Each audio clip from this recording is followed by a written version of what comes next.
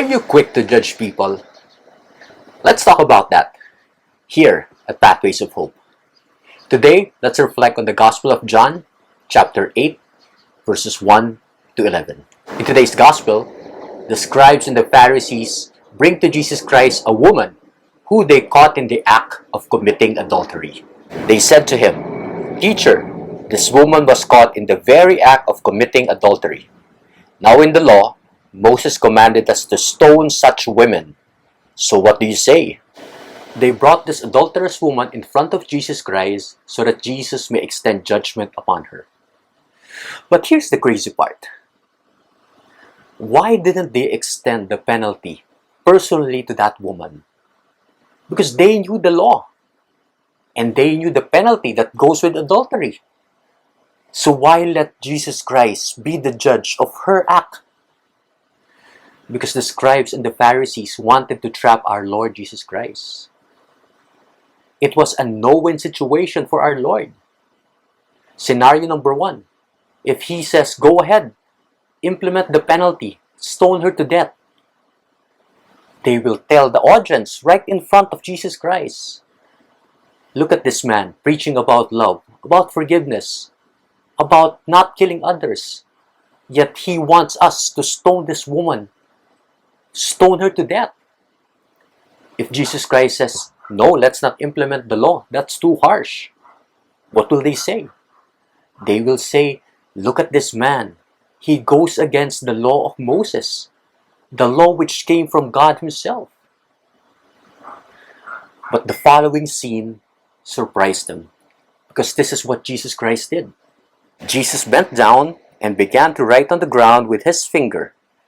But when they continued asking him, he straightened up and said to them, "Let the one among you who is without sin be the first to throw a stone at her."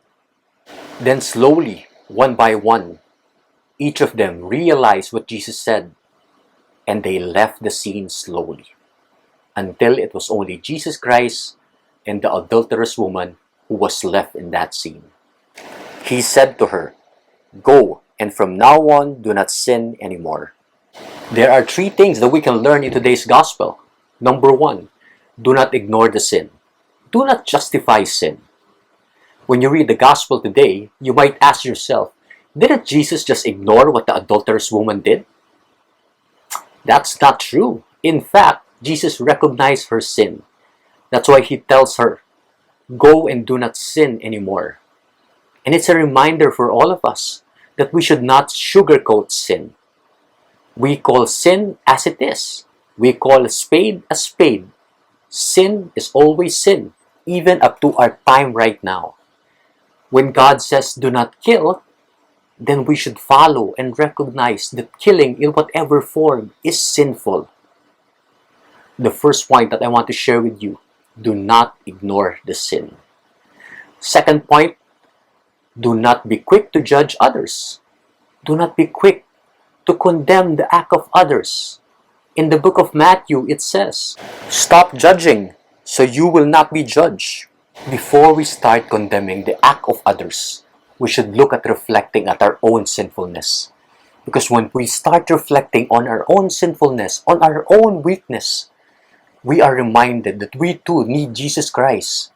We need the Messiah to save all of us. Saint Teresa of Calcutta says it best, "If you judge people, you have no time to love them." That quote leads me to my third and final point, that it's always love over the law. The Pharisees and the scribes, they witnessed, they heard Jesus Christ preach a couple of times already. But until this time, they have not learned, they have not realized that the preaching of Jesus Christ is centered on love. They have not realized that God's law, the foundation of God's law, is always about love. In that particular scene, only Jesus Christ was qualified to throw that stone at that adulterous woman. Yet Jesus Christ decides not to throw a stone at her, not even a single pebble. He shows compassion. He gives forgiveness. He did not throw a stone. He chose to throw love at that woman. He encouraged her to change her life. In the season of Lent, May we be reminded about these three important points that the gospel is telling us. Do not ignore or justify sin. Do not judge quickly. Do give love always. If this reflection has blessed you, why don't you like it and share it to your friends? Tag their name in the comment section below. Help us to be a pathway of hope to others. God bless your week.